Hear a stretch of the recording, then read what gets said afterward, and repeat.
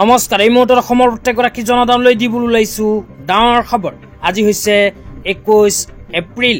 আজি অসমৰ লাখ লাখ দুখীয়াসকললৈ কেইখনমান চৰকাৰী আঁচনিলৈ দিবলৈ ওলাইছো ডাঙৰ খবৰ। তো যিসকল মানুহে ভিডিঅ'টোত ক্লিক কৰিছে অনুগ্ৰহ কৰি ভিডিঅ'টো স্কিপ নকৰি প্ৰথমৰ পৰা শেষলৈ চাই থাকিব, কিয়নো এইটো ভিডিঅ'ৰ মাজত কৃষকসকলৰ পৰা আৰম্ভ কৰি SHG গোটৰ মহিলাসকলক 10,000কৈ টকা প্ৰদানক লৈ কেইখনমান গুৰুত্বপূৰ্ণ খবৰ প্ৰদান কৰিম। তো যিসকল মানুহে ভিডিঅ'টোত ক্লিক কৰিছে অনুগ্ৰহ কৰি ভিডিঅ'টো স্কিপ নকৰি প্ৰথমৰ পৰা শেষলৈ চাই থাকিব। লগতে মোৰ চেনেলত নতুন হলে প্লিজ চেনেলটো ছাবস্ক্ৰাইব কৰি মোৰ লগত থাকিব। তো বলক ভিডিঅ'টো আৰম্ভ কৰি আজি প্ৰথমটো গুৰুত্বপূৰ্ণ খবৰৰ বিষয়ে বিস্তাৰিত জানি লওঁ। তো আজি প্ৰথমটো গুৰুত্বপূৰ্ণ খবৰ হ'ল PM কিষাণ আঁচনিলৈ। তো যিসকল কৃষকৰ নাম PM কিষাণ আঁচনিত অন্তৰ্ভুক্ত হৈ আছে, লগতে PM কিষাণ আঁচনিৰ 20 নম্বৰ কিস্তি ধন পাব বিচাৰে, সেইসকল কৃষকে অনুগ্ৰহ কৰি ভিডিঅ'টো স্কিপ নকৰি চাই থাকিব, কিয়নো ভাৰত চৰকাৰে অতি শীঘ্ৰেই প্ৰদান কৰিব PM কিষাণ আঁচনিৰ 20 নম্বৰ কিস্তিৰ ধন। লগতে এইবাৰ কৃষকসকলে PM কিষাণ আঁচনিৰ টকা এইবাৰ নাপাব। তো কোনবোৰ কৃষকসকলে PM কিষাণ আঁচনিৰ 20 নম্বৰ কিস্তি ধন নাপাব আপোনালোকক বিতংভাৱে জনাই দিছো। অনুগ্ৰহ কৰি ভিডিঅ'টো স্কিপ নকৰি প্ৰথমৰ পৰা শেষলৈ চাই থাকিব। লগতে মোৰ চেনেলত যদি নতুনকৈ ভিজিট কৰিছে তেন্তে অনুগ্ৰহ কৰি চেনেলটো ছাবস্ক্ৰাইব কৰি মোৰ লগত থাকিব।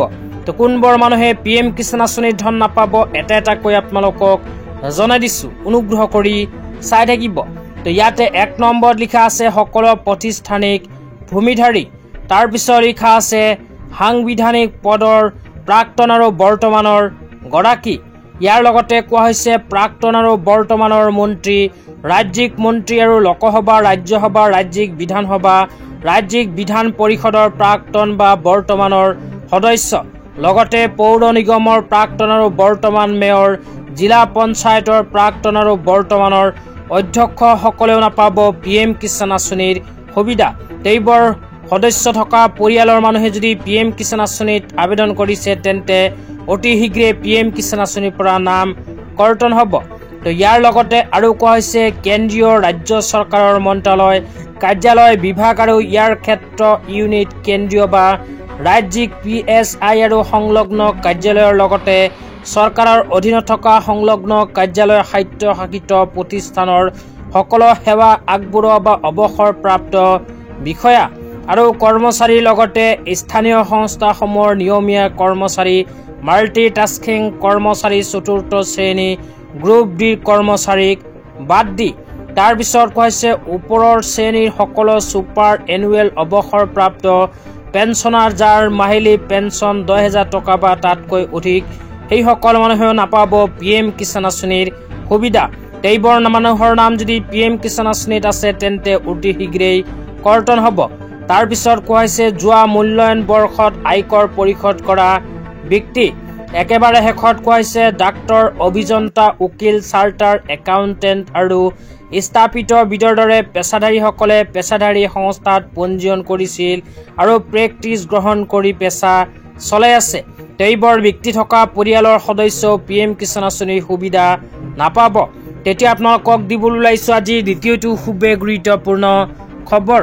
আজি দ্বিতীয়টো গুৰুত্বপূৰ্ণ খবৰ হ'ল SHG গোটৰ মহিলাসকলৰ বাবে। তো অসমত 39 লাখ SHG গোটৰ মহিলা আছে।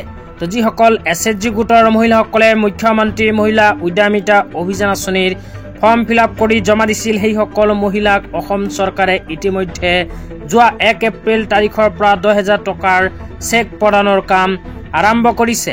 তো আপোনালোকৰ পৰিয়ালৰ কোনো সদস্য যদি এইখন আঁচনিত আবেদন কৰিছিল তেন্তে চেক লাভ কৰিছে নে নাই এইটো ভিডিঅ'ৰ কমেণ্ট বক্সত কমেণ্ট কৰি জনাই দিব। তো লগতে যিসকল আত্মসহায়ক গোটৰ মহিলাসকলে এতিয়ালৈকে 10,000 টকাৰ চেক পোৱা নাই, সেইসকল আত্মসহায়ক গোটৰ মহিলাকো অসম চৰকাৰে শেহতীয়াভাৱে প্ৰদান কৰা তথ্য অনুযায়ী অতি শীঘ্ৰেই প্ৰদান কৰিব। লগতে যিসকল ইলিজিবিলিটি ক্ৰাইটেৰিয়াৰ ভিতৰত নপৰিব সেইসকল মহিলাই কিন্তু মুখ্যমন্ত্ৰী মহিলা উদ্যমিতা অভিযান আঁচনিৰ 10,000 টকাৰ চেক নাপাব। তো আজি ইমানেই। ভিডিঅ'টো চাই কেনে পালে নিশ্চয় এইটো ভিডিঅ'ৰ কমেণ্ট বক্সত কমেণ্ট কৰি জনাই দিব। তো ধন্যবাদ।